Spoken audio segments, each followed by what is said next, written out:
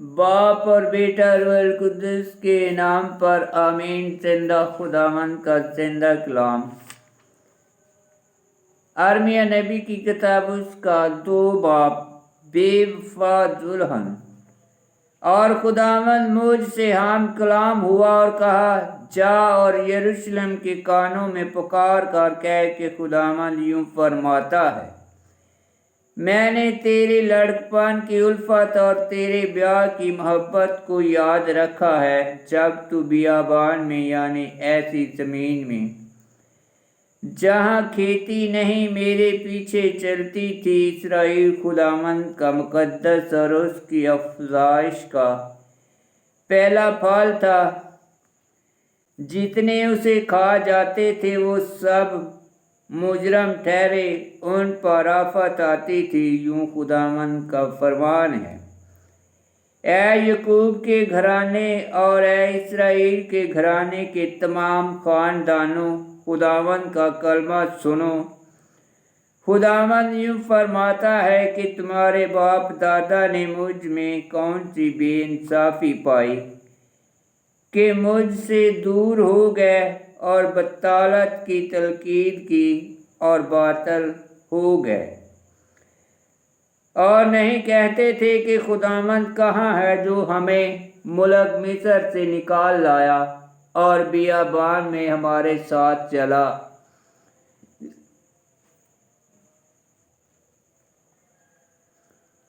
यानी वरानी और गढ़ों की सरजमीन में, खुशक और मौत के साए की सरजमीन में, ऐसी सरजमीन में जहाँ कोई इंसान नहीं चलता था और कोई आदमी उसमें नहीं बसता था।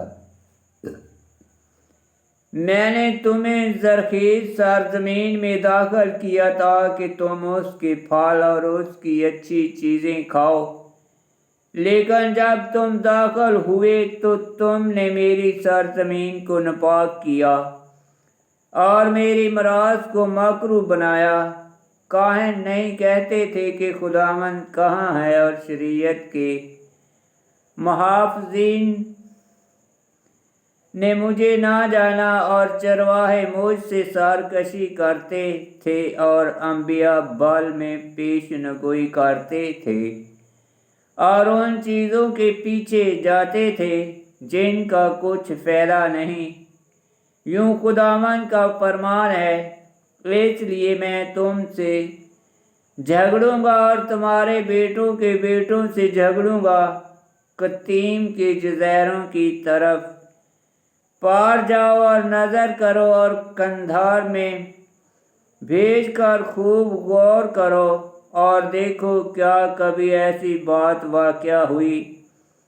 क्या किसी कौम ने अपने मबूदों को बदला इसके बावजूद कि वो मबूद नहीं, लेकिन मेरी उम्मत ने अपने जलाल को उससे बदला जिसका कुछ फ़ायदा नहीं।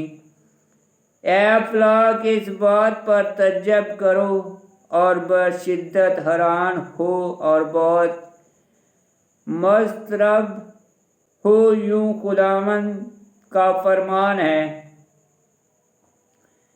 क्योंकि मेरी उम्मत ने दुगनी शरारत की, उन्होंने मुझ आबे हयात के चश्मे को तरक किया और उन्होंने अपने लिए हौज खोदे, यानी टूटे हुए हौज जिनमें पानी नहीं ठहर सकता। क्या इस्राएल सरखरीद था? क्या वो खाना जात था? तो वो किस लिए लूटा गया? शेर बच्चे उस पर गिराए और गरजे तो उनकी सरजमीन वीरान की गई और उसके शहर जलाए गए, यहाँ तक कि उनमें कोई बसने वाला ना रहा। और नौफ और तहफ्सस के फर्जंदों ने तेरी सरकशी की चोटी को गंजा किया। क्या ये तेरा अपना काम नहीं कि तूने खुदावंद अपने खुदा को तरक किया जिस वक़्त वो तेरी रहनुमाई करता था? और अब तुझे मिस्र की राह से क्या काम है कि तू शहूर का पानी पिए, और तुझे अशूर के रास्ते से क्या काम है कि तू दरियाए फरात का पानी पिए। बेशक तेरी खबासत ही तेरी तादीब करेगी और तेरी सरकशी तुझे सजा देगी। पास जान ले और देख कि तेरा खुदावंद अपने खुदा को छोड़ना शरारत और तलखी है, और कि मेरा खौफ तुझ में नहीं, यूं खुदावंद रब्बुल अफ़वाज का फरमान है।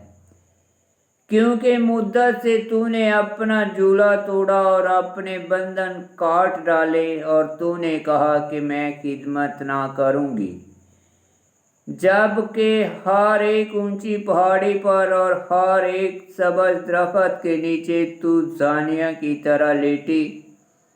मैंने तो तुझे अच्छे से अच्छे बीज का मादा ताक लगाया, फिर किस तरह तू मेरे लिए जंगली ताक की नकम्मी डालियों में बदल गई। अगरचे तू रिया से गुस्ल करे और बहुत सजी और इस्तेमाल करे, तो भी मेरे सामने तेरी बदी की आलूदगी दूर ना होगी, यूं खुदावंद का फरमान है। तू कैसे कहती है कि मैं नापाक नहीं हुई और मैंने बलीम की तलकीद नहीं की। वादी में अपनी रोश को देख पहचान ले कि तूने क्या किया। ऐ तेज रो उठनी जो इधर उधर दौड़ती है, ऐ मादा खोर गोर बियाबान की आदि अपने नफ्स की शहूत में हवा सूंघती है। उसकी मस्ती में कौन उसे फरा सकता है। उसका कोई ढूंढने वाला मशक्कत ना उठाएगा, क्योंकि उसकी मस्ती के अयाम में उसे पा ले अपने पाँव को नंगे होने से और अपने गले को प्यास से रोके रख। बल्कि तू कहती है कि कुछ उम्मीद नहीं, ये नामुमकिन है। मैं परदेशियों पर आशिक हूँ, मैं उन्हीं के पीछे जाऊंगी जिस तरह के चोर जब पकड़ा जाता है शर्मिंदा होता है, ऐसे ही इस्राएल का घराना और उनके बादशाह और उनके रईस और उनके काहिन और उनके अंबिया शर्मिंदा होते हैं,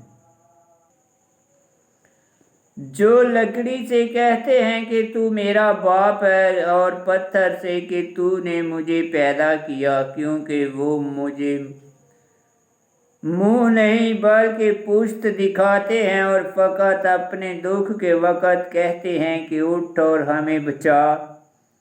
पास तेरे मबूद कहाँ है जिन्हें तूने अपने लिए बनाया, तो वो उठे शायद कि तेरी मुसीबत में तुझे बचाए। क्योंकि ए यहूदा, तेरे मबूदों का शुमार तेरे शहरों के शुमार के मुताबिक है। तो मेरे साथ क्यों झगड़ते हो? तुम सब ने मेरी नाफरमानी की, यूं खुदावंद का फरमान है। मैंने तुम्हारे बेटों को बेफायदा मारा, उन्होंने तदीब ना पाई। तुम्हारी तलवार तुम्हारे नबियों को हलाक करने वाले शेर की तरह खा गई। ऐ इस पुश्त के लोगों, खुदा के कलमा पर गौर करो। क्या मैं इस्राएल के लिए बियाबान या स्याह तरीकी की सरजमीन हुआ, तो मेरी उम्मत किस लिए कहती है कि हम आज़ाद हो गए, हम तेरे पास फिर ना आएंगे। क्या कुंवारी अपने जेवरात को और दुल्हन अपने सीना बंद को भूल जाती है? लेकिन मेरी उम्मत बेशुमार दिनों से मुझे भूल गई, तो कितनी होशियारी से मोहब्बत की तलाश करती है। तूने बदकार औरतों को भी अपनी राहें सिखलाई, और तेरे हाथों में भी مسکینوں اور بے گناہوں کا خون پایا گیا، تو نے انہیں نقیب لگا کر نہیں پایا پر ہر ایک بلوت کے پاس۔ اور تو کہتی ہے کہ میں بے گناہ ہوں، یقیناً اس کا غضب مجھ سے ٹال گیا، بلکہ دیکھ تیری اس بات کے لیے کہ میں نے خطا نہیں کی، میں تیرے ساتھ جھگڑوں گا۔ تو اپنی راہ کو تبدیل کرتے کرتے کس قدر گمراہ ہو گئی، مصر تجھے شرمندہ کرے گا جس طرح شور تجھے شرمندہ کر چکا، وہاں سے بھی تو اپنے سر پر ہاتھ رکھ کر نکل جائے گی، کیونکہ خداوند نے انہیں جن پر تو نے بھروسہ کیا ہلاک کیا، پس تو ان باتوں سے کچھ فائدہ نہ اٹھائے گی۔ آمین۔ خداوند کا پاک کلام کا پڑھا اور سنا جانا باعث برکت ہو۔ خداوند تیرا شکر ہو۔ آمین۔